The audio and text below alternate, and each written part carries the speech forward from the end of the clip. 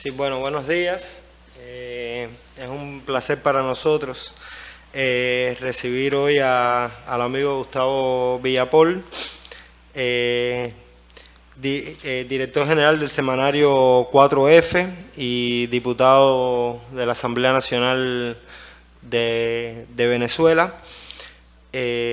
Además es presidente de la Agencia Venezolana de Noticias y fuiste presidente, exacto, y profesor de la Universidad Internacional de las Comunicaciones en la actualidad, que es un nuevo proyecto, o es un proyecto del que estuvimos conversando durante la Feria Internacional del Libro de Venezuela y que además hemos visto la presencia aquí en la feria de varias publicaciones de profesores de la universidad en ámbitos bastante diversos, que abarcan desde la comunicación a ámbitos más relacionados, quizás más articulados con lo que pudiera denominarse ciencias políticas, ciencias sociales, en sentido general, y las porosidades también que hay en esos espacios. Gustavo ya lleva varios días por acá, estuvo en la sala Che Guevara, ya casi que ha recorrido varias de las salas de aquí de la Casa de las Américas, estuvo en la sala Che Guevara durante el fin de semana. Ayer estuvo reunido con un grupo de estudiantes de la Universidad de La Habana, de la Facultad de Derecho, y en la tarde estuvo también en un barrio del municipio La Lisa, en un proyecto de un taller de transformación integral. Y no queríamos pasar la oportunidad de que estuviéramos aquí, de que pudiéramos conversar a propósito de su libro De la guerra a la vida, nueva época de transición al socialismo, y además intercambiar un poco sobre el semanario, sobre la experiencia de trabajo que han tenido. Me decía que ha podido chocar con las personas, que es de las cosas que más les ha gustado en esos intercambios que ha tenido. Por acá, bueno, agradecer la presencia de todos ustedes acá en un día 14 de febrero, que siempre es un día particular, con particulares significados que se construyen, que se disfrutan, así que bueno, agradecer su presencia acá, agradecer a Jaime y a Zuilán, vicepresidentes de la Casa de las Américas. Estuvimos conversando un poco precisamente sobre, Jaime es vicepresidente de la Casa de las Américas, pero además es el director del programa de estudios sobre culturas originarias de la Casa, desde 2011. Y bueno, estábamos hablando un poco y conversando de la deconstrucción también de eso que en muchas ocasiones se define en nuestros libros de historia solamente como las dos fuentes de la nacionalidad cubana, ¿no? Hablando un poco de la diversidad y la importancia de diversificar también esas perspectivas. Entonces, nada, darte la bienvenida. Creo que es casi de las últimas cosas que te van quedando. Y un gusto para nosotros que estés acompañándonos por acá. Rosita, no sé si estaba por acá, pero bueno, hay varios de las compañeras de la Biblioteca de la Casa de las Américas que también acaban de quedar los libros para hacerlos llegar a las personas que se acercan a nuestros espacios. Entonces, bueno, me gustaría comenzar por ahí, que comentaras un poco específicamente sobre el libro, en qué medida se articula un poco con lo que estás haciendo desde el punto de vista docente, desde el punto de vista del trabajo, ¿no? En la dirección del semanario, que puede verse más con un enfoque de lo que pudiéramos denominar periodístico, de lo que pudiéramos denominar comunicativo, y cómo eso se articula con el tema que propones y los temas que abordas en el libro. Bueno, muchísimas gracias. Primero, un honor y un placer estar aquí en la Casa de las Américas, donde tantos y tantas han pasado, ¿no? Que esta generación de escritores jóvenes venezolanos tengamos el honor de sentarnos aquí y de conversar con ustedes. Es un verdadero placer y le hincha uno el pecho, ¿no? Y además de responsabilidad, ¿no? De la responsabilidad histórica que tenemos como generación de contar un poco lo que hemos venido haciendo en los últimos años, ¿no? Y bueno, De la guerra a la vida, nueva época de transición al socialismo, es un texto que nace al fragor del combate en Venezuela. Es una recopilación de artículos que tuve la oportunidad de escribir del 2013 al 2022. y que la editorial Badel, Hermanos, que es una editorial venezolana muy reconocida también en Latinoamérica, bueno, consideró la posibilidad de que en esos artículos que yo había escrito vi un hilo conductor que reflejaba la batalla que se ha desarrollado en Venezuela después de la siembra del comandante Chávez.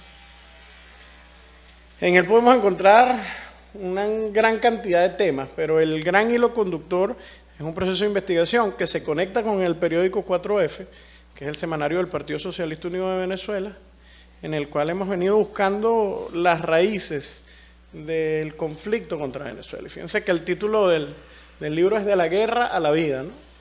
Que es como ese tránsito que buscamos todos los procesos revolucionarios históricos, ¿no? Transitar de la guerra, que son las condiciones de vida a las que nos somete el capitalismo históricamente, pero además de los conflictos que se generan en el medio de la lucha de clase en cualquier revolución, a la vida, ¿no? El tránsito de la guerra a la vida.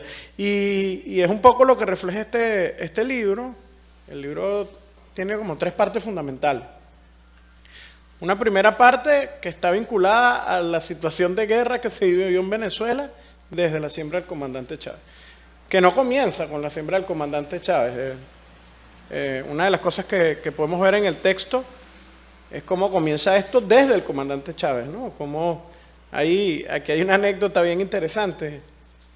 En el 2001 apenas en el 2001, el comandante Chávez recién electo en Venezuela, y sucede lo de las Torres Gemelas. Comienza la invasión a Afganistán. El comandante Chávez increpa públicamente a los Estados Unidos, muestra la foto de unos niños muertos por una bomba norteamericana. Y la costumbre en Venezuela era que cuando un presidente se salía de la línea, iba al embajador de Estados Unidos, al despacho del presidente, y le decía: epa, no puede seguir diciendo eso, ¿no? En este caso, la embajadora de Norteamérica, que ahorita no recuerdo el nombre exactamente, está aquí en el libro, va al despacho del presidente Chávez y comienza a regañarlo, a decirle que no podía decir esas cosas públicamente. Y bueno, y el comandante, con su histórica caballerosidad, la escuchaba en silencio.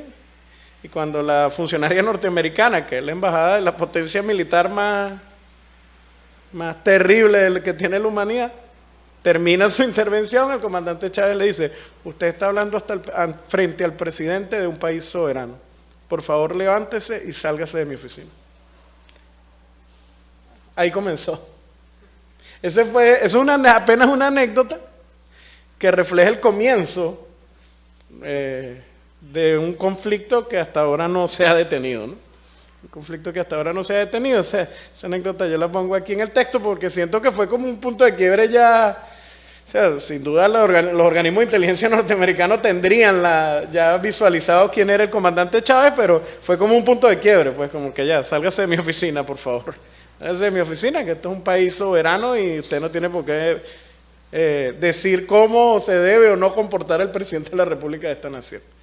O sea que, y además eso indica que el conflicto evidentemente no comienza con su siembra. Pero una vez que el comandante Chávez fue, no tenemos certeza criminalística de que asesinaron al comandante Chávez, pero a lo mejor sí certeza política de lo que sucedió. Al menos es sospechoso. No quiero caer en conspiranoia, pero al menos es sospechoso que todos los líderes de ese momento les diera cáncer al mismo tiempo. Pero bueno, luego de su siembra, esa es harina de otro costal, decimos en Venezuela. Luego de su siembra, comenzó un verdadero proceso de conflicto inclemente contra el pueblo venezolano. Que yo creo que, a diferencia del periodo del comandante Chávez, que ha sido muy bien estudiado, que tiene cientos de textos en diversos idiomas, y que bueno, ha sido estudiado con detenimiento, incluso aquí en Cuba por buena cantidad de autores, desde la vida personal del comandante Chávez hasta su planteamiento teórico político y sus concepciones y aportes al socialismo del siglo XXI. Pero ahí están los libros que se estuvieron presentando, algunos tomos ahora en la feria, también los de Germán Sánchez Otero. ¿Cómo no? Que desde mi punto de vista es el principal biógrafo del comandante Chávez. Sí. Ese es mi punto, además, que es un gran amigo, Germán. Creo que es el biógrafo más importante que hasta ahora tiene el comandante Chávez. Qué honor que sea cubano, qué honor que sea cubano. Pero bueno, como les comentaba, comenzó una guerra inclemente que es donde comienza este libro.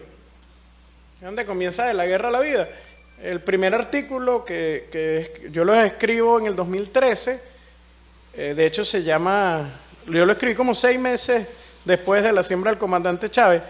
Les confieso que es escrito entre el corazón y la razón, ¿no? Les confieso que he escrito entre el corazón y la razón. Me costó muchísimo escribir. Yo me paraba, me acuerdo, Fernando, que me paraba en una computadora, me sentaba en una computadora a tratar de escribir algo sobre el comandante Chávez y me tenía que parar porque mi corazón no lo aguantaba, ¿no? Fue 6 meses después de la siembra del comandante que me siento a escribir esto y está escrito desde... Tal vez ahora yo le cambiaría algunas cosas, lo corregiría, pero bueno, está escrito desde ese joven que vivió y que incluso conoció al comandante Chávez, que estuve en su despacho, que tuve la posibilidad de trabajar con él en el tema de la organización comunitaria, etcétera. Entonces, y el artículo se llama El legado de Chávez ubicado en el espacio-tiempo del socialismo del siglo XXI. Y ahí esbozo algunas líneas gruesas, muy gruesas. Creo que el aporte teórico del comandante Chávez al socialismo está todavía por desentrañarse.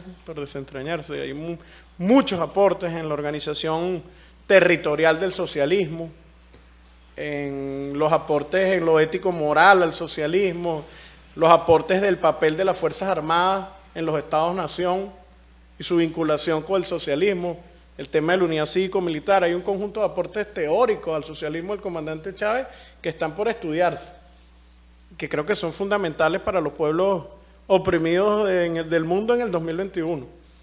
Creo que el pensamiento del comandante Chávez tiene que ser, no sé si conocen a María León, que es una compañera guerrillera de más de 90 años que hace vida allá en Venezuela, diputada también, y ella comenta permanentemente que así como la Revolución Cubana fue la luz y es la luz de los movimientos revolucionarios en el siglo XX, el pensamiento de Chávez tiene un papel importante junto con el de Fidel en los movimientos revolucionarios del siglo XXI, no solo de Latinoamérica y el Caribe, sino en todo el planeta entero, ¿no? Entonces un poco ese artículo trata de desentrañar ese legado del comandante Chávez, refiriéndose a varios de esos temas.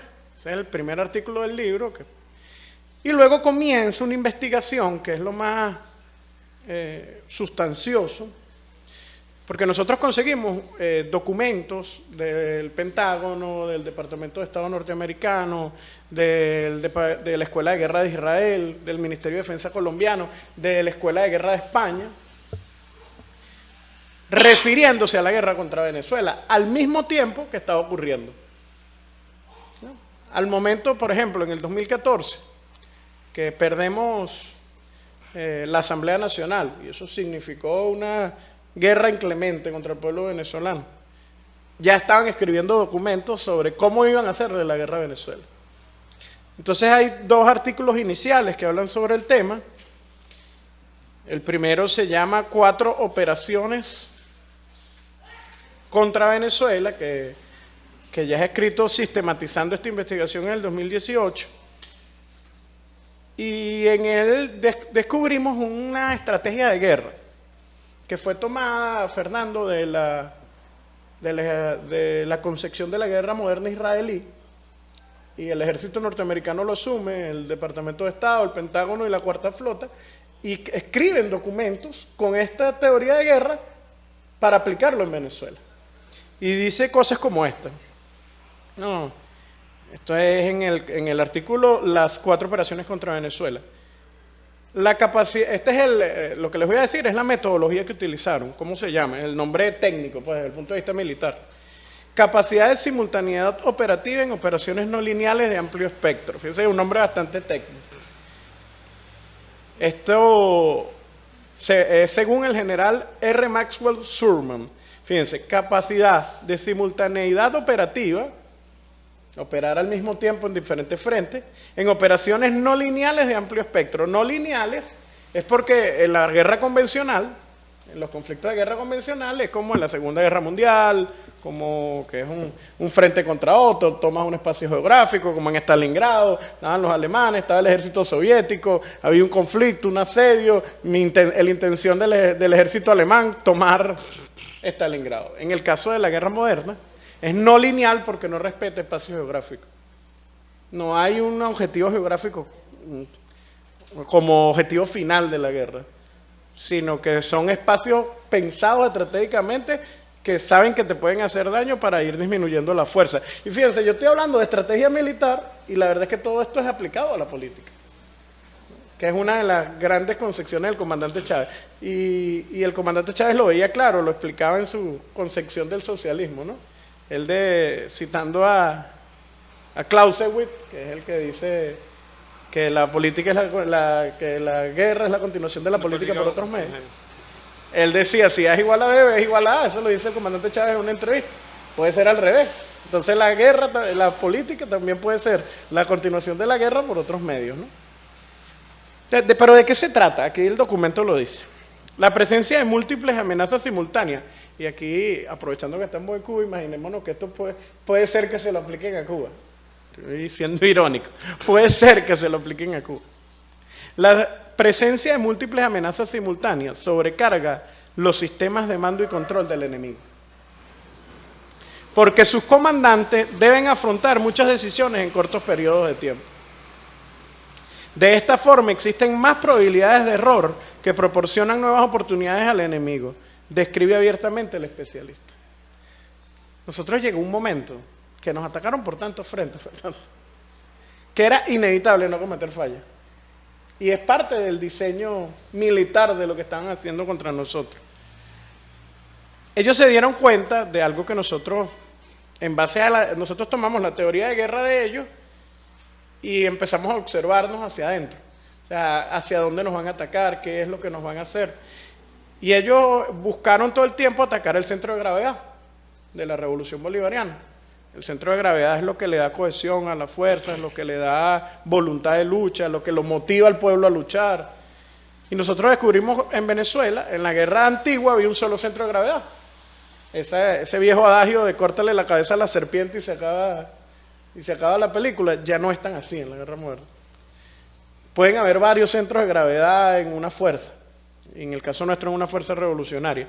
Y en el caso de la revolución bolivariana hay 3 centros de gravedad. Primero el comandante Chávez y su legado histórico. Lo intentaron y lo siguen intentando atacar por todos lados. No se imaginan, de las maneras más perversas y horribles tratan de desconectar al pueblo con el proyecto ideológico del comandante Chávez, que además tuvo como su contrato social en la Constitución del 99, ¿no? En la Constituyente del 99, que incluso ahorita los opositores más radicales la defienden. Es decir, eso ya se transformó en un acuerdo del pueblo venezolano. El proyecto bolivariano, asentado en la Constitución del 99, incluida la derecha, así sea hipócritamente, incluida la derecha más radical, se basa sobre ese contrato social, utilizando las palabras de Rousseau, ¿no? Entonces, el comandante Chávez, centro de gravedad número 1, centro de gravedad número 2, el pueblo. Por eso el ataque es despiadado a su bolsillo, a su conciencia, a su corazón, a sus condiciones de vida. Ahorita les voy a demostrar cómo desde los documentos planificaron maquiavélicamente la guerra económica contra Venezuela y no tengo la menor duda que lo hacen contra Cuba. No tengo la menor duda. Y tercero, la dirección político-militar de la revolución bolivariana. Son los 3 centros de gravedad que esta guerra tiene como objetivo fundamental. Pueblo, dirección político-militar y el legado del comandante Chávez que nos unifica a todas y a todos, ¿no? Entonces, esos 3 centros de gravedad fueron atacados consecutivamente. Y la primera parte del libro se trata de una investigación que no se basa en lo fenoménico, sino... Es decir, no estamos echando el cuento de que, bueno, y se juramentó Guaidó, y no sé qué, que eso también hay que contarlo, eso no tiene nada de malo echar el cuento anecdótico de qué fue lo que sucedió, y nos dieron un golpe el 30 de abril, y nos intentaron invadir unos mercenarios, y el 23 de febrero nos enfrentamos militarmente al imperialismo en un intento de invasión, y nos cortaron el sistema eléctrico por 15 días y se apagaron todos los hospitales en plenas operaciones y murió gente por esas acciones y las acciones de terrorismo de calle del 2014 y 2017. O sea, Hay infinita cantidad de cuentos, pero el libro no se trata de los cuentos, o sea, no echamos el cuento de lo que sucedió, sino que analizamos de dónde vino el ataque. Y de eso se trata la primera parte. Les puedo dar algunos ejemplos de cómo intentaron atacarnos.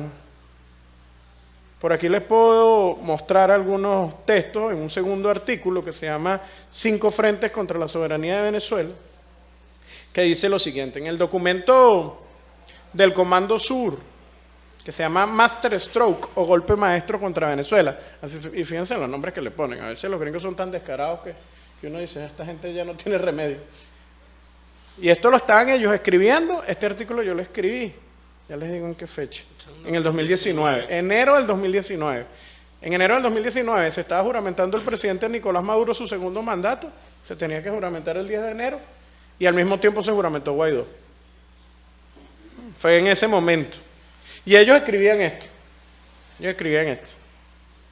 Documento Master Stroke, que firmado por Kurt Walker Tit, que era el jefe del Comando Sur en ese momento. Debemos alentar la insatisfacción popular. Están hablando de Venezuela como que si fuese un monopolio, un jueguito de mesa. Debemos alentar la insatisfacción popular, aumentando el proceso de desestabilización y desabastecimiento. Asegurar el deterioro irreversible de su actual dictador y exacerbar la división entre los miembros del grupo de gobierno, revelando las diferencias de sus condiciones de vida y la de sus seguidores, y al mismo tiempo incitándolos a mantener un aumento de esas divergencias. Entonces, descaradamente, abiertamente la estrategia del Comando Sur de los Estados Unidos sobre Venezuela. También nos conseguimos, entre esos documentos que se encuentran en el libro, un plan de 6 fases titulado Venezuela como exportador de la guerra de cuarta generación. Lamentablemente desde nuestro país han exportado incluso terroristas y estrategias de guerra que han utilizado posteriormente, por ejemplo el 11 aquí. No tengo la menor duda que fueron utilizadas el 11 aquí en Cuba. Este plan de 6 fases, que es del profesor de estrategia militar Max Manwaring y asumido por la Fuerza de Estados Unidos, dice lo siguiente: se busca la inestabilidad del caos. Esto es enero del 2019. La Asamblea Nacional en manos de la derecha, desde el punto de vista de la mediática internacional, el presidente Nicolás Maduro no es presidente, sino que ganó las elecciones por un fraude. Y ellos tenían esto en el plan. Se busca la inestabilidad y el caos en el país a través de una combinación de una guerra institucional, Asamblea Nacional y Tribunal Supremo de Justicia. Ellos creían que los miembros del Tribunal Supremo de Justicia se les iban a plegar, los jueces y los magistrados del Tribunal Supremo de Justicia. Eso lamentablemente no sucedió, pero sí sucedió desde la Asamblea, y de ahí surge la estrategia de juramentar a un presidente paralelo al presidente legítimo electo por casi el 70% de los venezolanos en las urnas, que era el presidente Nicolás Maduro. Y siguen los escritos, les puedo seguir leyendo porque es que es una cosa loca. Uno lo ve en perspectiva y en el tiempo. Y esto yo lo publicaba, esto yo lo estaba escribiendo, artículos que uno estaba en la calle peleando y bueno, se sentaba en el periódico con el proceso de investigación y el equipo para tratar de soltar ideas y argumentos y que la gente descubriera qué era lo que estaba sucediendo. De las 4 operaciones que nosotros identificamos contra esos 3 centros de gravedad, está la operación económica, que fue durísima, dejó unas heridas profundas en la sociedad venezolana, de migración, que también sucede aquí, de migración, de conexión incluso con la venezolanidad, ¿no? de tratar de derrotar la autoestima del ser venezolano, que es algo que el comandante Chávez logró en su más amplia concepción del ser venezolano, ¿no? Después de tantos años del pueblo excluido, levantó su autoestima y bueno, con esta operación económica, trataron de doblegarla, de la operación económica, psicológica, militar, que nos enfrentamos militarmente en varias oportunidades en los últimos años, operación psicológica, militar, económica y una operación internacional que aquí en este ámbito no tengo que explicarla mucho porque si hay un pueblo informado sobre lo que le han intentado hacer a Venezuela es el pueblo cubano. Pero bueno, en estos documentos siguen diciendo cosas. Les puedo leer. Dice aquí, del documento de Max Maguire. Luego de lograr la desmoralización, el tema de la autoestima, ¿no? Esta es parte del plan de 6 fases de Max Maguire.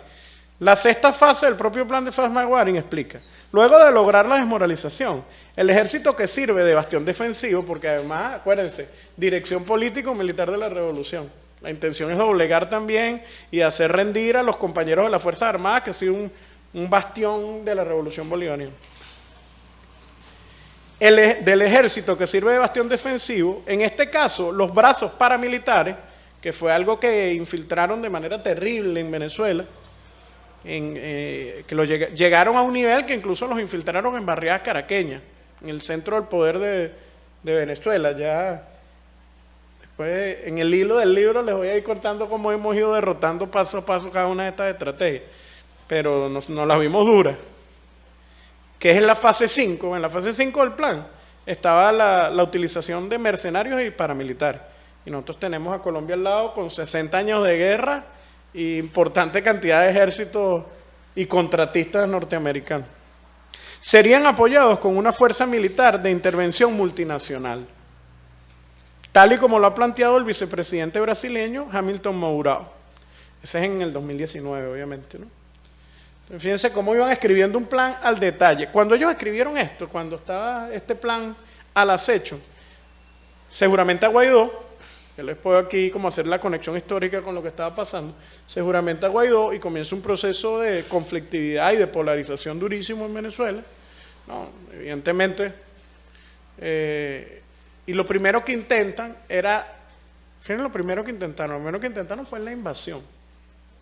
Claro, les estoy hablando, ya habían pasado las guarimbas del 2014, 2017, constituyentes, todos los conflictos de calle, veníamos de una cruda guerra económica contra el pueblo venezolano, muy cruda. Les estoy diciendo que pasamos de tener 57.000 millones de dólares anuales por concepto de ingreso del petróleo a tener menos de 700 millones de dólares. Llegó un momento que de cada 100 dólares que entraban por concepto de ingreso petrolero, solo estaba entrando $1 al país. 99 estaba siendo retenido por el bloqueo y las sanciones a la principal estatal petrolera. Imagínense la crisis que genera eso en una nación que tiene 100 años viviendo el petróleo, ¿no? La angustia y la crisis que genera en una nación que tiene que tiene en sus venas el rentismo petrolero, ¿no? Que tiene en sus venas el rentismo petrolero. Bueno, seguramente a Guaidó, y lo primero que intentan es la invasión militar, que a pesar de que es conocida anecdóticamente, y hay un libro de Ana Cristina Bracho que explica lo de la batalla de los puentes. ¿Han escuchado lo de la batalla de los puentes? No se ha explicado la magnitud histórica de lo que sucedió allí. No hay una explicación clara, porque además hay cosas que todavía no se han contado. Como lo dijo Martí, en silencio algunas cosas han tenido que ser, ¿no? Entonces, en esa batalla nos montaron una operación por 15 puntos del país para invadirnos. Nosotros lo teníamos claro. La intención era utilizar al ejército brasilero, al ejército colombiano y a las fuerzas paramilitares que tenían en Venezuela y otras fuerzas paramilitares que serían la vanguardia de la invasión. Como revolución nos desplegamos. A mí me tocó la operación de defensa de la capital. No encabezarlo, obviamente, pero estaba dentro de la operación de defensa de la capital. Estamos hablando de 23 de febrero de 2019. Y en esa operación de defensa de la nación, esa operación de defensa de la nación, les puedo decir, de Caracas, por ejemplo, se fueron 800 jóvenes a la frontera, junto con un contingente de la Fuerza Armada. Los primeros ataques fueron militares, de los paramilitares que, por ejemplo, una casa, una guarnición pequeña, la más cercana que hay de Colombia, la derrumbaron a punta de plomo. Por encima de los puentes hubo 8 horas de combate de piedra, de disturbios, pero por debajo de los puentes los paramilitares accionaron militarmente y obviamente hubo una respuesta proporcional. Al principio avanzaron como unos 200 metros porque venían con la fuerza del primer ataque, de la primera ofensiva, y llegaron a hacer cosas como estas, Fernando. Estos son cuentos que no se han echado de esas batallas. debajo de los puentes. Había muchos jóvenes venezolanos y militares y civiles combatiendo militarmente. No con piedras, ni con groserías seguramente se decían, pero no con piedras, con bala y fusil. Y hubo un momento que estaban agotados porque la operación de los paramilitares, que eran la vanguardia de la invasión, eso fue tan planificado que el jefe del Comando Sur estaba en Colombia, comandando la operación, al mismo tiempo que el ministro de Defensa y Nicolás Maduro estaban comandando la defensa. El ministro de Defensa, Vladimir Padrino López, debajo del puente. Hay una anécdota que a mí me gusta contar porque habla un poco del pueblo venezolano, ese mismo pueblo de Bolívar y Zamora y de Chávez. Ellos, la contrarrevolución, que eran mercenarios, que eran algunos colombianos, otros venezolanos también, que les pagaron por hacer lo que estaban haciendo, les empezaron a mostrar debajo del puente pacas de dólares. Le decían, ¿qué hacen allá? Vénganse, y les lanzaban los dólares así, vénganse, ¿qué hacen defendiendo esa porquería, tal, no sé qué? Eso los indignó tanto, Fernando. Cuando lo cuento se me eriza la piel. Eso los indignó tanto que después hubo que frenar a los venezolanos para no llegar a Bogotá. En serio, hubo un momento en el que cruzaron la frontera, por eso hay cosas que no se cuentan. Hubo un momento en el que cruzaron la frontera de la indignación que le generó al joven y a la joven venezolana que le estuviesen diciendo que ellos estaban ahí por dinero y no por defender a su país. Y tuvieron 8 horas de combate, nada más en esa frontera. En el sur también hubo un intento de incursión, poco contado también. Hubo una operación contra el gobernador del estado Bolívar. Les prometo que es la anécdota que les voy a echar, después me meto en el libro, pero es que creo que tiene que ser acompañada la investigación científica de lo que nos sucedió con los acontecimientos, ¿no? Le dan como sentido. En el sur, en el estado Bolívar, al mismo tiempo que estaba este combate, hubo un intento de incursión con funcionarios del ejército brasileño que intentó secuestrar al gobernador del estado Bolívar y algunos miembros de la Dirección Nacional que estaban dirigiendo la operación en el sur también. O sea, que el pueblo venezolano le tocó, durante 24 horas de combate, defenderse de la vanguardia de una invasión que tenía a la Cuarta Flota en Curazao, que tenía todos sus aviones de inteligencia sobrevolando el cielo venezolano, y que además el presidente Nicolás Maduro tuvo la sapiencia, y el ministro de Defensa y la Dirección Militar de la Revolución, de no tumbar ninguno, ¿no? Comprendiendo el escenario político, porque al mismo tiempo teníamos en la frontera a Iván Duque, a Juan Guaidó, al secretario general de la OEA, al jefe del Comando Sur, estaban todos montando su show con un concierto que se había hecho el día anterior, ¿no? Entonces, pues, ellos, por ejemplo, cosas heroicas que sucedieron ese día para cerrar esta anécdota. Nosotros tenemos una misión que es de Madres Cocineras de la Patria, que cocinan en las escuelas. 2 días antes hay una reunión con ellas, se les explica, mira, se viene este lío por encima, ¿no? De un paso al frente la madre que está dispuesta a irle a cocinar a la tropa que va a defender la frontera. Fueron 600.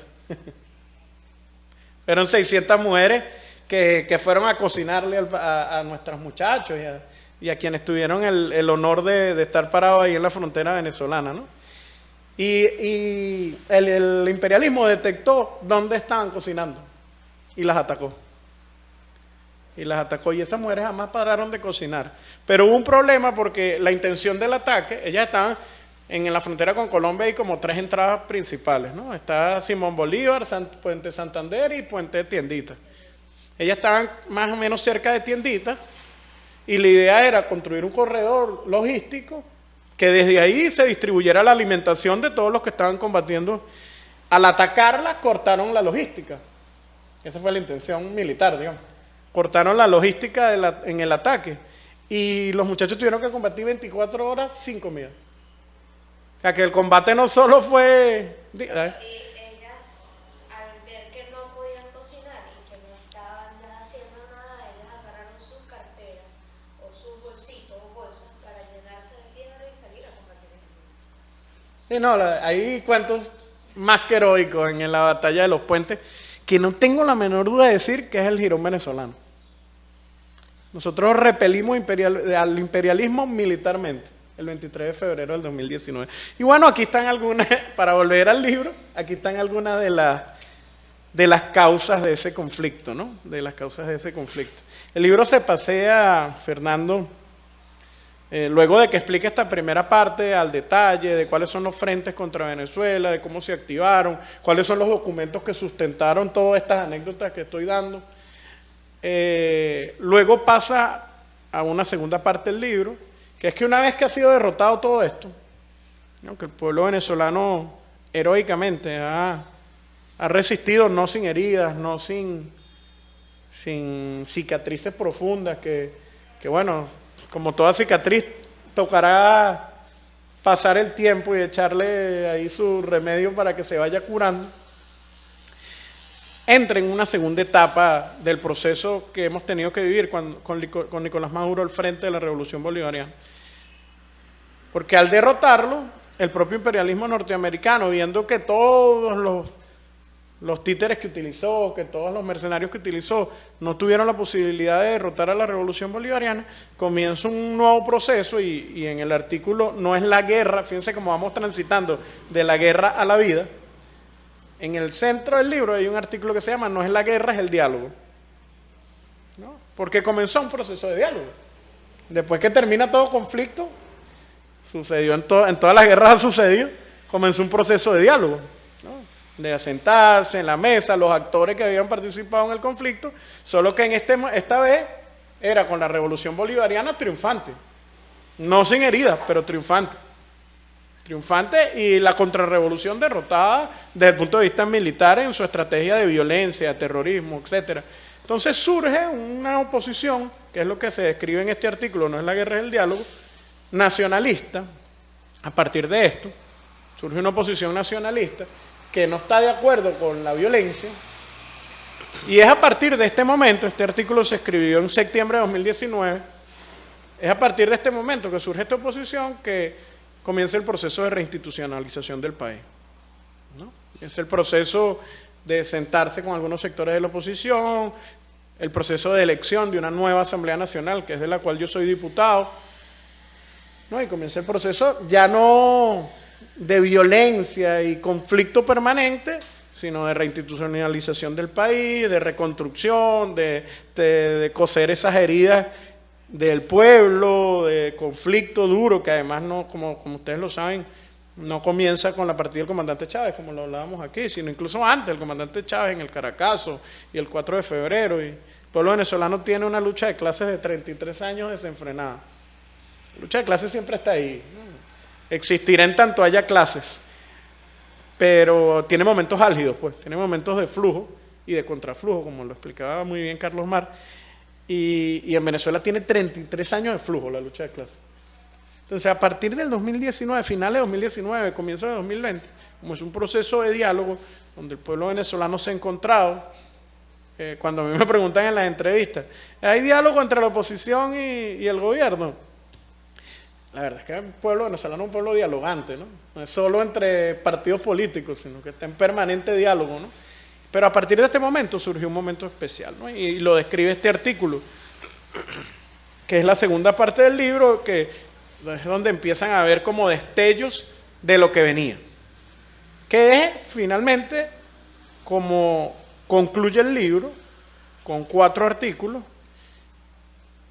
que es lo que creo menos conocemos fuera de Venezuela, que es lo que la dirección político-militar de la revolución ha llamado la nueva época de transición al socialismo, ¿no? Una vez que comienza el proceso de reinstitucionalización, no es fácil contar tantos años de batalla en tan poco tiempo, ¿no? Estoy seguro que me va a quedar corto en muchas cosas. La dirección político-militar de la revolución convoca al pueblo venezolano a una nueva época de transición al socialismo, que es gracias a su lucha, gracias a sus victorias. Y para eso aquí yo me aventuré a escribir 4 artículos. El primero se llama 3R.net, aproximación a un método. Las 3R.net, net es nueva época de transición al socialismo, no tiene nada que ver con la computación, aunque posiblemente hay una picardía de Nicolás Maduro ahí, ¿no? Para comunicarse con nuevas generaciones. Pero NET, Nueva Época de Transición al Socialismo, y yo aquí me aventuro un método. Me aventuro a proponer un método que ya esto sí es Gustavo y yo, por supuesto, no es la dirección política militar del partido, nada.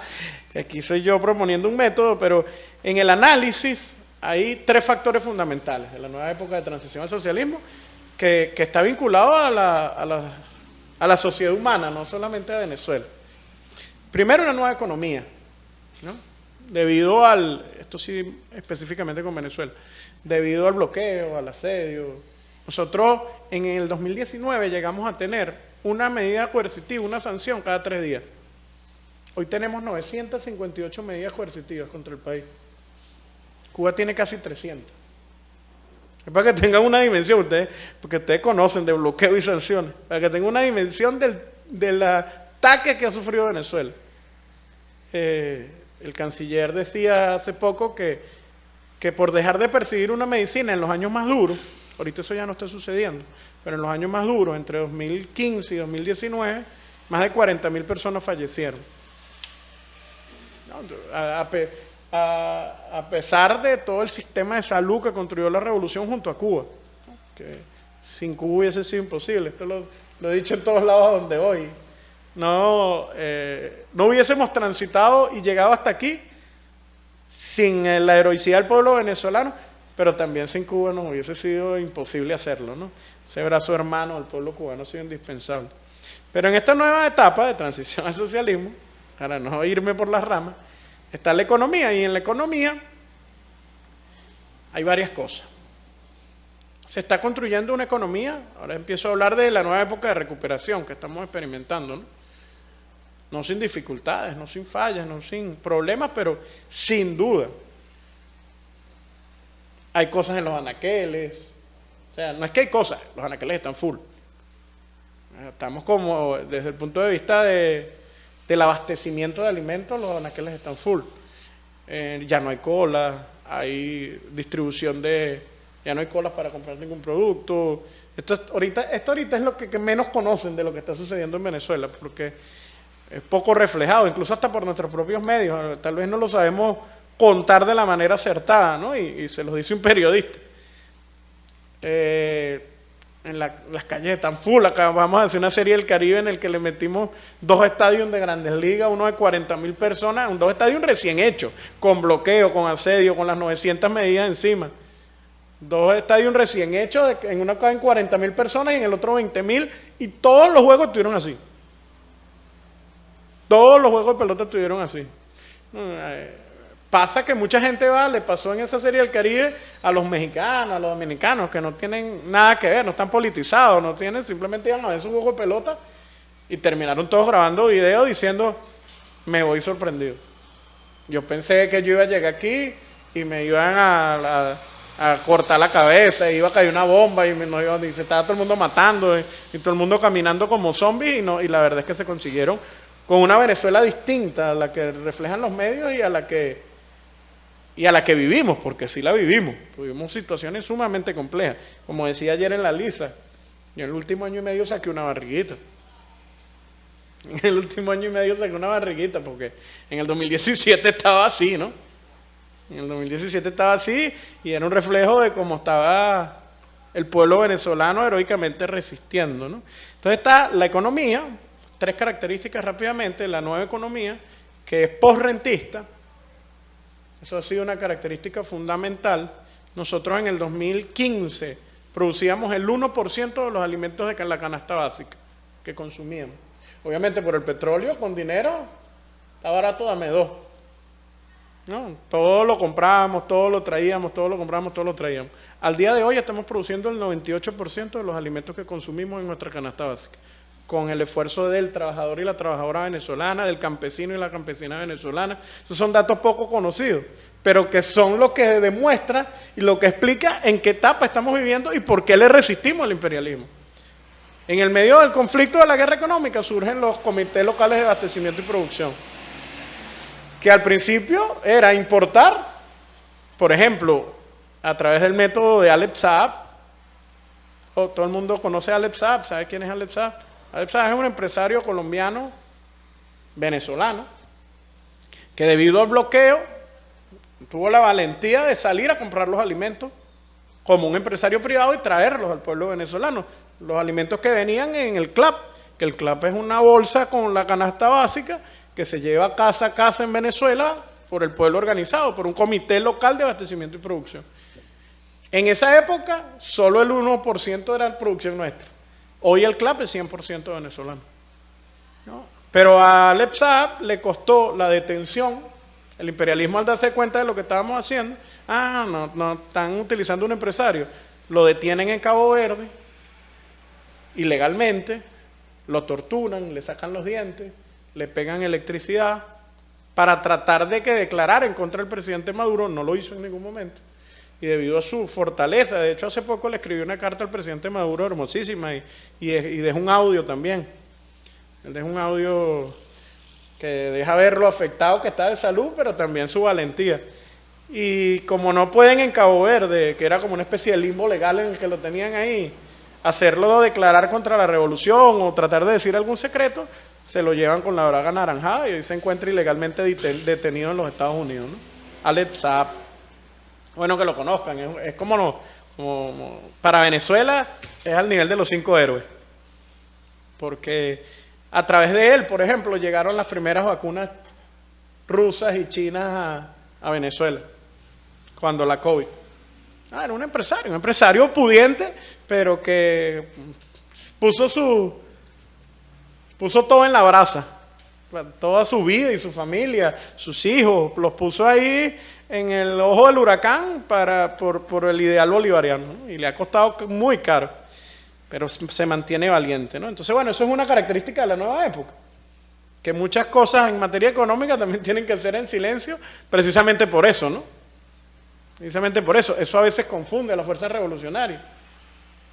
Eso a veces a las fuerzas revolucionarias en la concepción de que el Estado es el que históricamente en una revolución es el encargado del tema de la alimentación, de la salud, etcétera. Ver que se está utilizando un empresario, eso en una situación de normalidad eso no sería bien visto, ¿no? En una situación de normalidad eso no sería bien visto, pero no hay otra.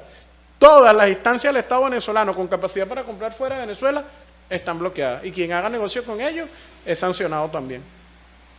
Entonces es una situación compleja, pero a pesar de eso se está construyendo una nueva economía y hoy se puede percibir en la cotidianidad del pueblo venezolano. La segunda característica es la revolución digital, que esta sí es mi área, pero no me voy a encadenar, como decimos en Venezuela, con este tema porque no pudiésemos quedar aquí todo el día yo hablando de esto, ¿no?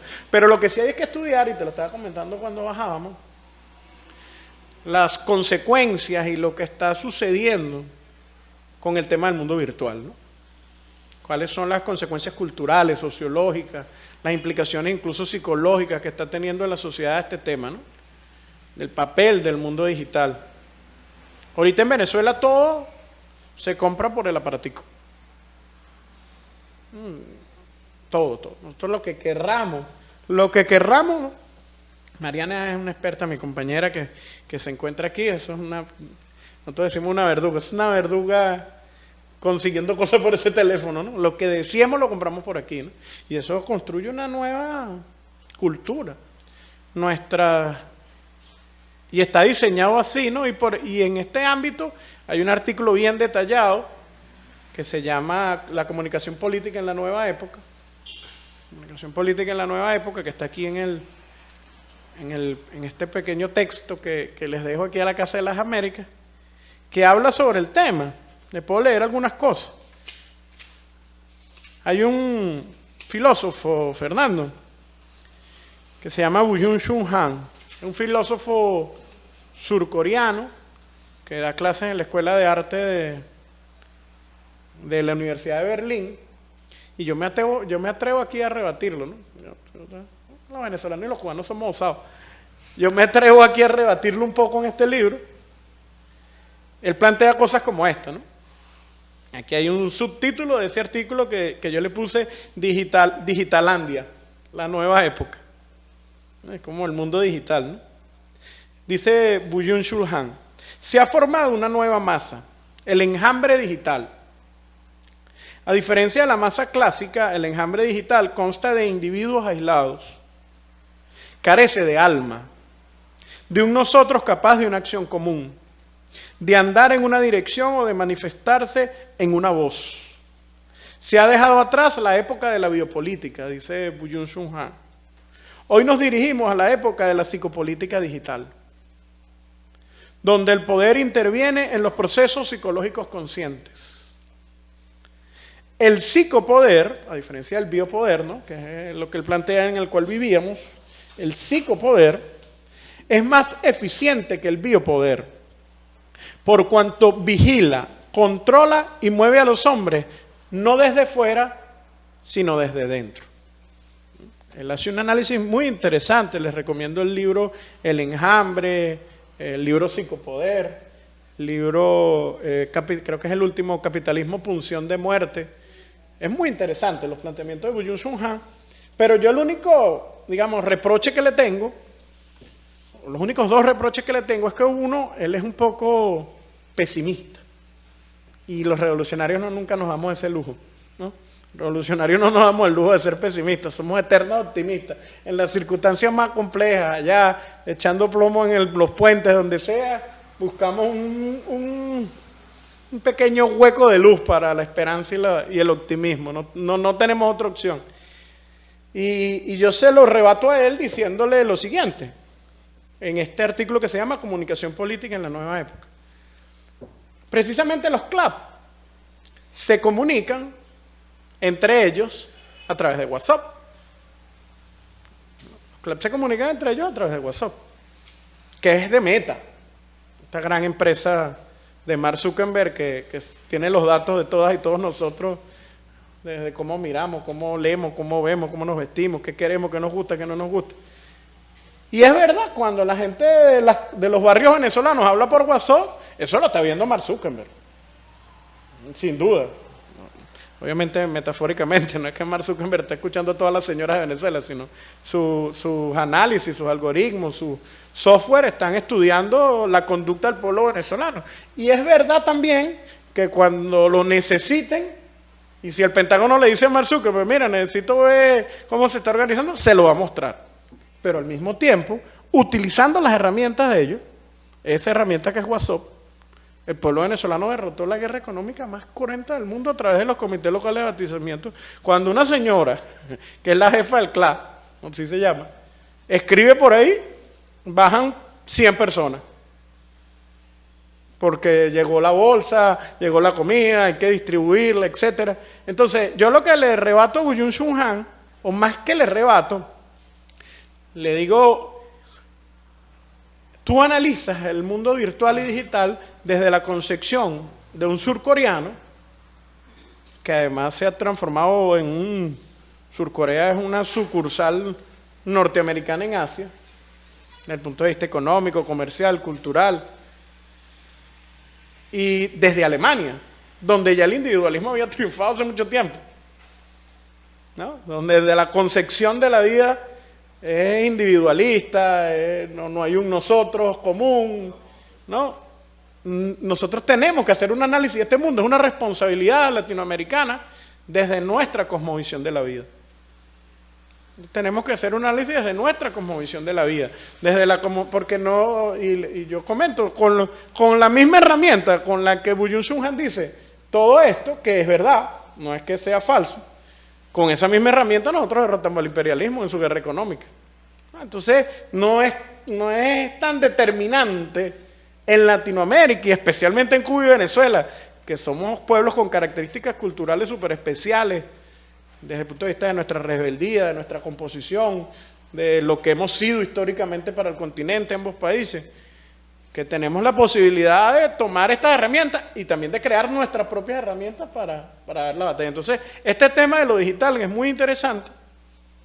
No me voy a quedar hablando sobre esto todo el día aquí, pero este tema de lo digital, que es bien interesante, es parte también de lo que sale aquí en este texto, como una de las características de la transición a la nueva época del socialismo, ¿no? Y el tercero, la pandemia, que también ha tenido consecuencias desde el punto de vista cultural, desde el punto de vista sociológico, psicosocial, porque la reacción ante una pandemia es similar a los pueblos que están en guerra. pueblo en guerra se repliega a su instinto de supervivencia. Un pueblo en guerra se repliega a su instinto de supervivencia inmediatamente, ¿no? Se repliega a su yo ante el peligro de muerte. Nosotros que vivimos al lado de Colombia, que tiene 60 años en guerra, de migraciones, de problemas gravísimos como sociedad, conocemos bien un pueblo en guerra, permanente además, ¿no? Entonces la cultura que se teje alrededor de la guerra es parecida a la que se teje alrededor de una pandemia. Tienes a la muerte al frente. No, yo estuve entubado un mes, boca abajo. Yo estuve un mes entubado, hospitalizado allá en Venezuela. Como decimos en Venezuela, casi me lleva la pelona. Y ese es eso, pues, está frente a la muerte. Entonces, frente a eso, la pandemia ha tenido varias cosas interesantes. Primero, develó en el mundo el fracaso del neoliberalismo. Hasta en los países más neoliberales, la gente le empezó a decir al Estado, epa, pero tienes que garantizarme la salud porque nos estamos muriendo. Y se demostró en Nueva York, en París, en Madrid, en Berlín, en la meca del neoliberalismo y del capitalismo, que no estaba preparado el capitalismo para salvarle la vida a la gente. Fue Rusia, fue Cuba, fue Abdalá, fue Soberana, fue China, fue Venezuela quienes tuvieron los mayores éxitos frente a la pandemia. Entonces, fíjense, hay un factor importante a estudiar, ¿no? En la nueva transición al socialismo, la nueva época de transición al socialismo, ¿no? Lo que llamamos época de transición al socialismo. Ahí hay un factor interesante a estudiar, pero además las implicaciones psicosociales, psicopolíticas, cómo se ha replegado a la gente. Además suma pandemia con mundo digital, ¿no? Que ambas se cruzan en el individualismo, en que todo se soluciona desde el teléfono, en la falta de contacto, en la falta del nosotros, sino que todo es así como chiquitico, ¿no? El otro día yo iba caminando en la casa con el teléfono en la mano y mi querida madre, que es una revolucionaria, me dice, ¿cuál es la posición de sumisión? Me dice mi mamá. ¿Qué, mamá? ¿Cuál es la posición de sumisión? Pero no entiendo a qué te refieres, ¿cómo sumisión? Sí, cuando tú eres sumiso a alguien, ¿cuál es tu gesto? ¿Cuál es? Y entonces, como yo iba con el teléfono y iba así, y me dijo, así los tienen. Así los tienen, me dijo mi mamá. Y bueno, esas son las reflexiones con las que yo nací. Esa ha sido mi vida desde que nací con mi mamá. Pero bueno, fíjate, ¿no? Eso, un pequeño ejemplito ahí de hogar, de una reflexión muy profunda de mi mamá, ¿no? Muy profunda de mi mamá con el tema digital. Y si nosotros no comprendemos, Fernando, es mi posición y la doy en todos lados, si nosotros no comprendemos las implicaciones que está teniendo eso para las revoluciones, para los movimientos progresistas y de izquierda de este continente, sobre todo para comunicarnos con los más jóvenes. Yo decía aquí en el encuentro de publicaciones de izquierda, en la ponencia de Joerkis, que no tuve la posibilidad de hablar públicamente, pero lo comenté donde mejor se habla en un encuentro, que es entre pasillos, donde se tejen las mejores relaciones. Yo decía, hay una falsa dicotomía cuando hablamos de el socialismo y la juventud. El socialismo por aquí y la juventud por allá, ¿no? Y hay que llevarle el socialismo a la juventud, porque la juventud no quiere leer, no comprende el socialismo, la juventud está aislada, y es verdad, todas esas cosas todo el diseño de alienación que está generando el mundo digital, ni Goebbels, ni 1984, ni el Gran Hermano, o sea, ellos todos se quedaron en pañales con lo que ha diseñado el imperialismo en materia de dominación digital. Pero si nosotros desde la revolución seguimos con la falsa dicotomía, que el socialismo está por aquí, la juventud por aquí, y que nosotros tenemos que llevársela así como un perrito que tú le rascas la cabeza, entonces cada vez los vamos a alejar más. Cada vez los vamos a alejar más. Nosotros tenemos que dedicarnos a comprender a profundidad cuáles son los códigos y los símbolos que hay por ahí para que la juventud sea socialismo. Para que la juventud sea el socialismo. Y no esa, porque yo lo percibí como así en el encuentro, ¿no? Todo el mundo era como que, bueno, es que ellos no están leyendo, es que ellos pobrecitos, ellos además la mayoría no eran jóvenes, la verdad. Pero entonces ellos no están leyendo, ellos no sé qué, hay como una falsa dicotomía ahí, ¿no? Y entonces yo me camino por el Paseo del Prado, en estos días lo estaba haciendo con Mariana, y vi ahí como 10 tipos de juventud. Y te digo lo de los 10 tipos de juventud distintas, disfrutando, unas bailaban, otros cantaban, otros rapeaban, otros hacían deporte, otros se daban besos entre enamorados. O sea, lo que hace la juventud, pues, en cualquier parte del mundo. Porque entonces hay que comprender el tema de la segmentación a la hora de enviar el mensaje. Es decir, tenemos que empezar a hablar en el lenguaje de la forma como se está comunicando la juventud. Hubo una época en la que le hablamos por la televisión, una época en la que le hablamos por el cine, una época en la que le hablamos por la radio. Hoy hablamos con la juventud a través de las plataformas digitales. Y si no lo comprendemos así, la teoría será hueca. No, Lenin decía, ¿no? Lo repetía hace 100 años, ¿no? No hay revolución sin teoría revolucionaria, pero él al mismo tiempo decía también, esa teoría, si no está en las manos del pueblo, si no se hace pueblo, si no se hace masa, si no llega a la clase trabajadora, entonces, ¿qué sentido tiene?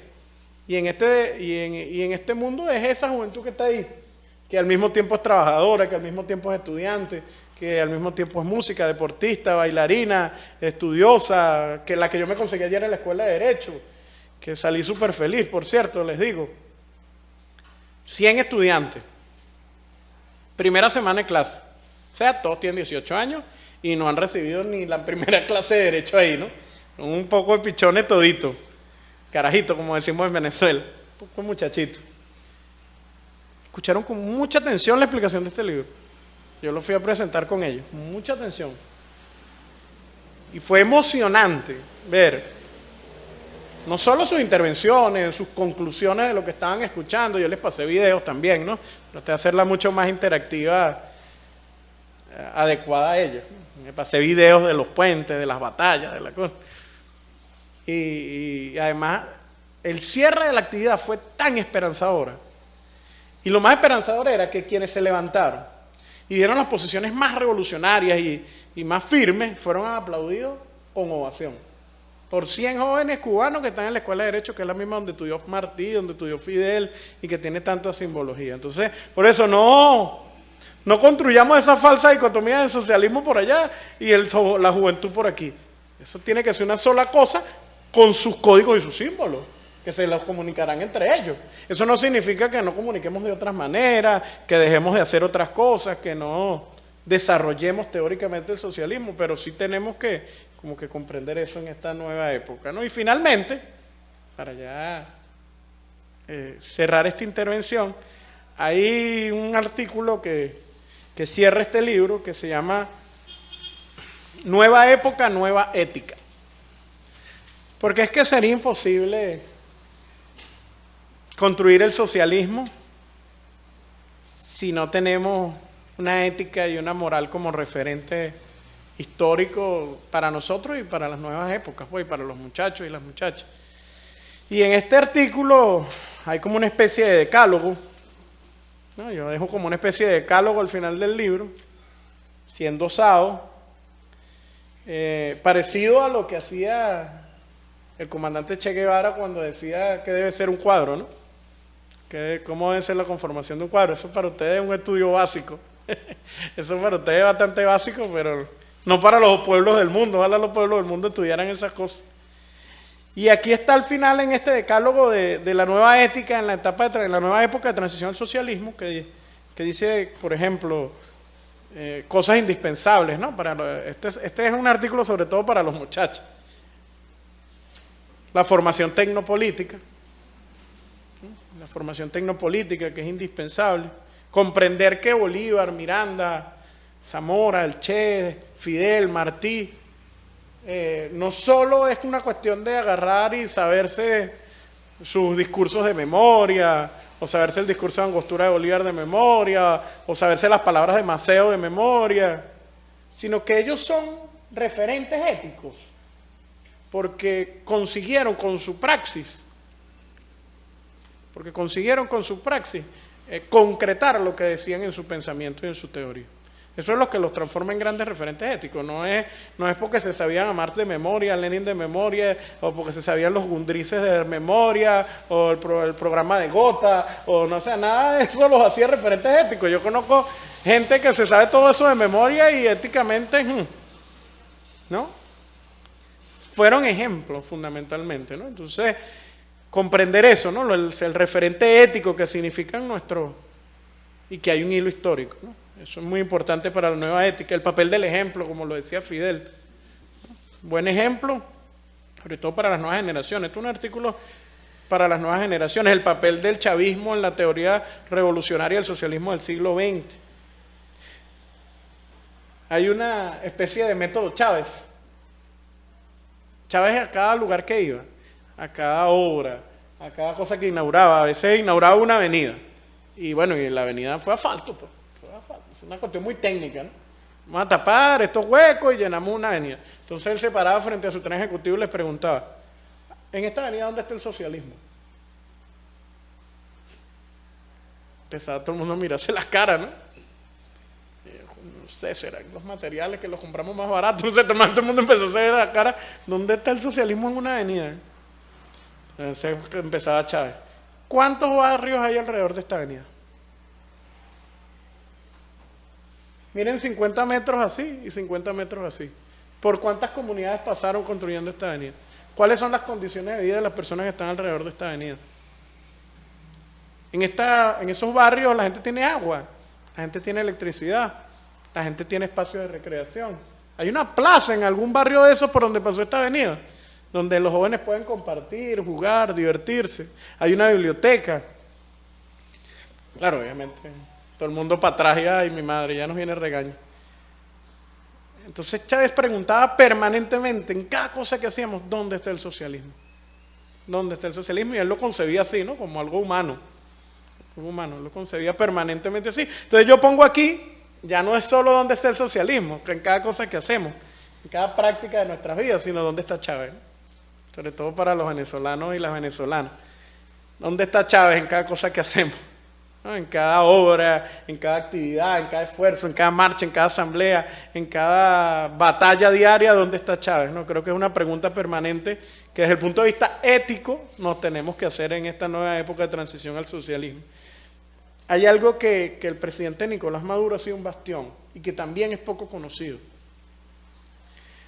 Por la crisis y las dificultades que generó el bloqueo, ustedes saben de esto mucho más que nosotros, pero en los cuadros medios de la revolución bolivariana, empezó una especie de indolencia ante los problemas de la gente. Porque como no tenían respuesta, las respuestas históricas que tenía el cuadro medio de la revolución, se cayó una casa, te la reconstruyo, tienes un problema de salud, te llevo al CDI o te consigo la medicina, te llevo al médico a tu casa. Ante la crisis económica, donde los recursos escasearon y no había capacidad de responder, como cuando teníamos la renta petrolera al 100%, empezó un proceso que comenzó como con miedo de la dirigencia media, ¿no? Como que, bueno, ¿cómo me enfrento a los problemas si no tengo cómo responder? Pero comenzó con ese miedo y empezó a convertirse en indolencia, porque se hizo costumbre ese miedo a encontrarse con la gente y decirle, mira, ahorita no tengo cómo resolverte. El presidente Nicolás Maduro se da cuenta, empieza a identificar que se empieza a construir una desconexión y comenzó una cruzada que él la llamó una cruzada contra la indolencia, el burocratismo y la corrupción. Porque además, con el tema de la corrupción, ante la crisis, todo barco que aparenta hundirse, saltan las ratas, ¿no? En todo barco que aparenta hundirse, saltan las ratas. Para su sorpresa, no se hundió ni se hundirá nunca. Pero sucedió. Entonces el presidente Nicolás Maduro comenzó una cruzada contra la indolencia, el burocratismo y la corrupción, que es indispensable para una nueva ética en el socialismo. Indispensable, desde el punto de vista de la revolución bolivariana. Y tiene hasta números esa cruzada. Esto jamás se había visto. El presidente Nicolás Maduro ha puesto preso a 2 presidentes de la estatal petrolera. Y hubo una época en la que metió a más de 200 gerentes presos por corrupción descubierta e investigada por la fiscalía. Eso no se sabe, ¿verdad? Eso seguramente tampoco lo sabía Fernando, si tenía algún conocimiento. Los datos precisos no tanto, claro. pero es un poco más, lo de PDVSA un poco más porque siempre ha sido más visible, más claro. público, más... Entonces, es indispensable. Si queremos construir una nueva ética del socialismo, tenemos que luchar contra esos tres males, que además van a estar siempre presentes en el ejercicio del poder. Viéndolo con madurez, van a estar ahí, van a ser un fantasma que va a estar acechando todo el tiempo, ¿no? Porque el capitalismo es hegemónico. Por algo es hegemónico el capitalismo, ¿no? Sus valores y sus conductas son hegemónicas. La conciencia de clase, indispensable, clave para los cuadros en la ética de la nueva época de transición al socialismo, que es algo viejo, pero acuérdense que este es un artículo, o sea, después de que uno analiza toda la batalla, de que genera algunos aportes para la nueva época, yo considero indispensable hablar de la ética, sobre todo a las nuevas generaciones. La solidaridad, que ustedes son los campeones mundiales, olímpicos y universales de la solidaridad. Algo muy importante que es el antidogmatismo en esta nueva época. En esta nueva época es clave el antidogmatismo.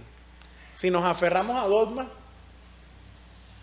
la velocidad de los cambios nos van a pasar por encima. Mire, hay un estudio de la Universidad de Berlín, Fernando. Agarraron a 800 niños y niñas nativos digitales. ¿Saben lo que es nativo digital, no? Que nacieron con el aparatico ese en la mano. Y les empezaron a estudiar el cerebro. A ver qué respuestas estaban teniendo, cómo estaba funcionando el cerebro de estos niños. Y consiguieron cambios biológicos. Ese es el nivel de las transformaciones que estamos viviendo. Cuando a uno le preguntaban, yo no sé, una pregunta, díganme, porque esto yo lo puedo hacer en Venezuela de manera más sencilla, pero una pregunta que ustedes le hicieran en la escuela a todos los maestros, así, y que todo el mundo se la respondiera, así, una pregunta cualquiera que... Por ejemplo, en Venezuela nosotros nos preguntaban, ¿qué es el ambiente? Nos preguntaban en la escuela de niñitos. Y la respuesta de toda mi generación, y la generación hasta Simón Bolívar es todo lo que nos rodea. O sea, era una cosa así que todo el salón decía, es todo lo que nos rodea. Era una respuesta cotidiana. ¿Y qué hacía el cerebro ahí? Buscaba en ese CPU que es nuestro cerebro, en su almacenamiento, la respuesta en el cerebro. Los nativos digitales no están, esa parte del cerebro se les está desconectando. Fíjense, es lo que es el resultado de la investigación. Y se les está activando otra parte del cerebro, que es la que te promueve el buscar fuera de ti las cosas. El buscar la respuesta fuera de ti y no dentro de tu cerebro. ¿No? Porque ahora a ti te dicen que es el ambiente, y ¿qué hace un niño? ¿Lo busca en su cerebro o qué hace un niño? Lo googlea. ¿No? Y descubrieron en esa investigación que, fíjense la velocidad de los cambios, ¿cuánto se ha tardado el ser humano en evolucionar, en ser Homo sapiens? ¿Cuánto se ha tardado el ser humano, no? Miles de años. Y miren las transformaciones y las implicaciones que está teniendo el mundo virtual. Entonces, si en la revolución no comprendemos esto, y no tenemos, por eso lo del antidogmatismo, si en la revolución no comprendemos esto, corremos el riesgo de desconectarnos. Corremos un grave riesgo de desconectarnos, de tener una crisis generacional sin precedentes. Aquí hablo mucho de las crisis generacionales de otras revoluciones, de cómo se dieron, cuáles fueron sus factores. Entonces, bueno, esas implicaciones tenemos que tenerlas claras, ¿no? Tenemos que tenerlas bien precisas. Y bueno, finalmente, el último valor ético que coloca en el libro es el amor. El amor al prójimo. Que nada de esto, todas esas batallas, todos esos caídos en Venezuela, todos nuestros mártires, todas esas personas que entregaron su vida por el ideal bolivariano, finalmente lo hicieron por amor. Puede ser amor a un proyecto, puede ser el amor a Chávez, puede ser el amor al país, o simplemente puede ser el amor a sus hijos, a sus hijas, a su esposa, a sus hermanos, a sus compañeros de lucha. Pero es eso, finalmente es por el amor que estamos aquí haciendo una revolución. Y también hasta por amor escribí yo este libro. Entonces es fundamental comprender que el amor es el motor fundamental de toda revolución. Y esa siempre será nuestra gran diferencia con los enemigos del amor y los enemigos de la vida. Así que bueno, así transitamos de la guerra a la vida, querido Fernando. Bueno, mucho.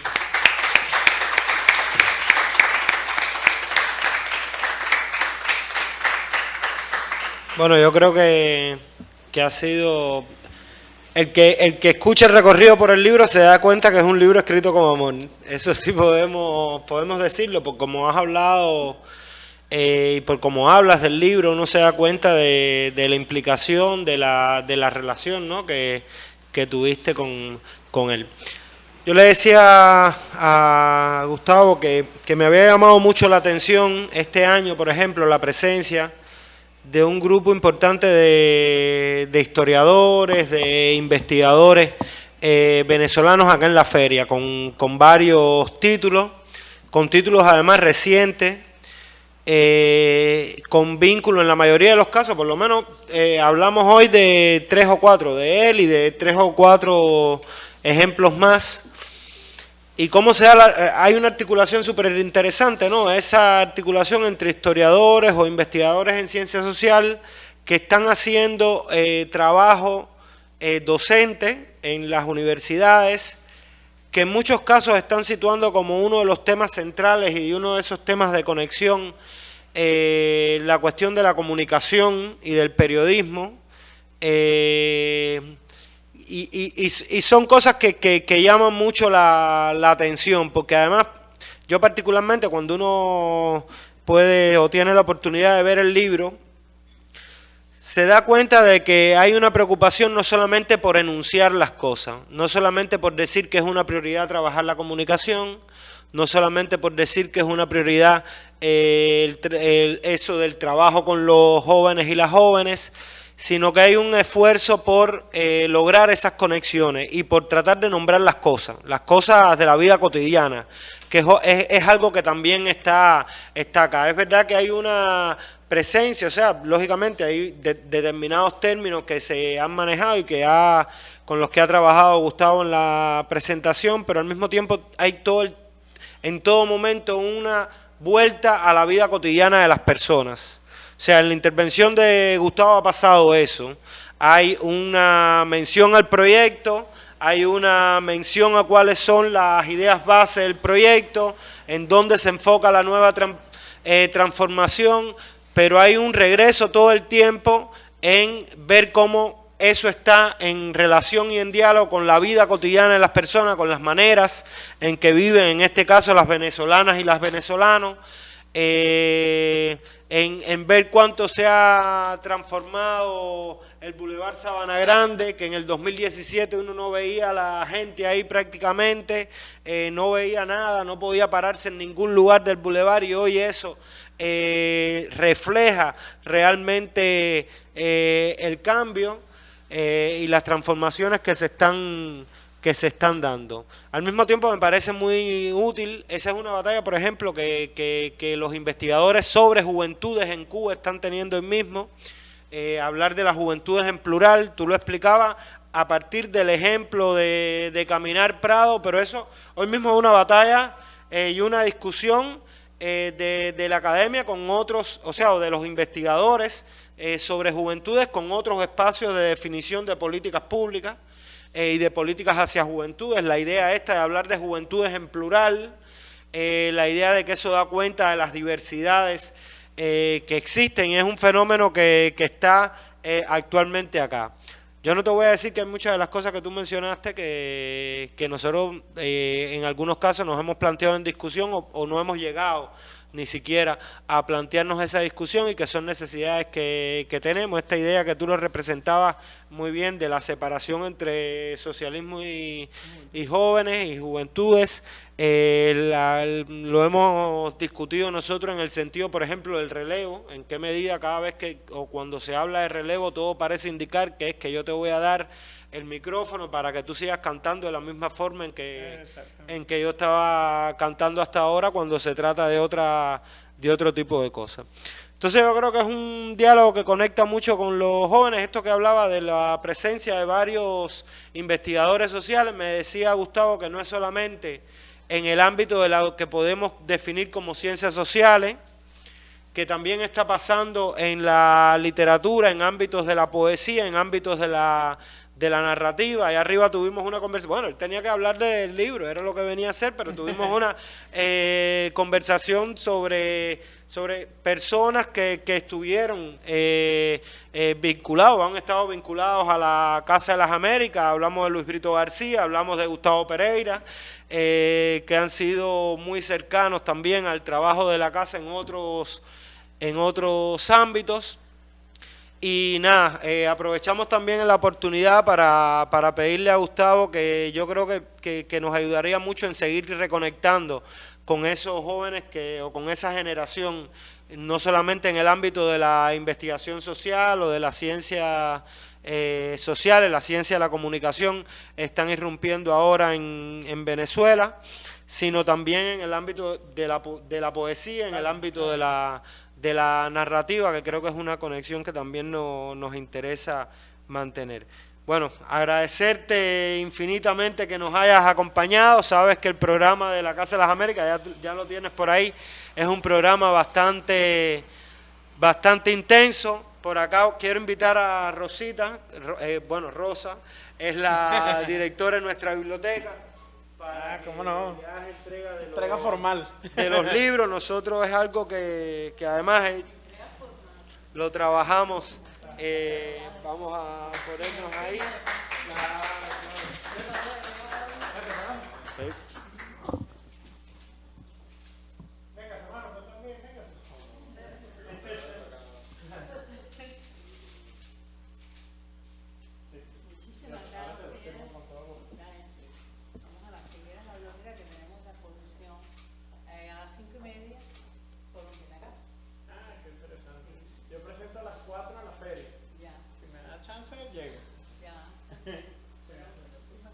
Gracias, Rosita. No, gracias. Incrementará los fondos de nuestra biblioteca. Y es un honor para mí. Entonces, bueno, nada. Ahora lo firmo, agradecerte nuevamente. La casa, lógicamente, por el vínculo y las relaciones que hemos tenido con Latinoamérica y el Caribe, condición que cumple doblemente un país como Venezuela, también un país como Colombia, que implica esa nuestra América, ese Latinoamérica, pero también ese Caribe que tiene su identidad propia, y es algo que desde la institución hemos tratado de destacar y de situar todo el tiempo. Entonces, gracias, hermano, por estar. Gracias a ustedes. Ha sido un verdadero honor estar aquí. Realmente tal vez no comprenderían bien la emoción que me embarga presentar por primera vez un libro en la Casa de las Américas, porque como le dije a Leida ayer, a Leida Guevara, yo primero fui fidelista antes de ser chavista, por mi casa, por mi formación, por lo que fue mi hogar, ¿no? Entonces, cualquier espacio que me abra las puertas en la Cuba de Fidel, en la Cuba de Raúl, en la Cuba del Che, es para mí siempre un acto emocional, sin duda racional, pero emocional, pues que lo conservo en mi corazón, y tener la posibilidad de presentar este primer libro aquí en la Casa de las Américas es un gran honor para mí, y que estuvieran aquí presentes y nos acompañaran. Muchísimas gracias por eso.